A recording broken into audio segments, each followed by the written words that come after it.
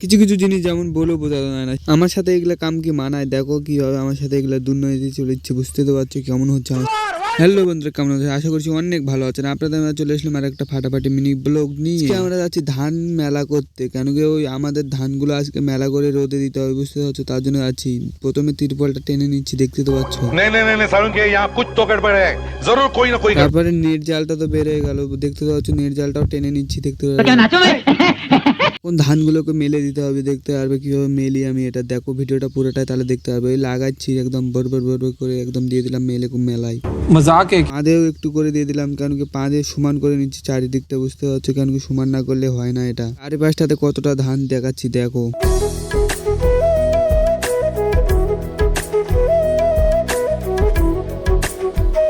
ওদের তো বসে বসে ভাবছিলাম আজকে কি করি। বসে বসে ভাবি আমি সারাদিন।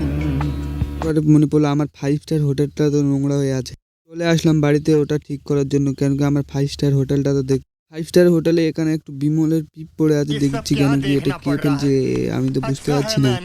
বাট কামটাকে শেষ করে নিয়ে আমি এখন যাচ্ছি গা ধুতে। তারপর আমাকে ছাগলগুলো আনার জন্য পাঠিয়ে দিল। ভিডিওটা যদি ভালো লাগে একটা সাপোর্ট করে দিয়ে যাবে।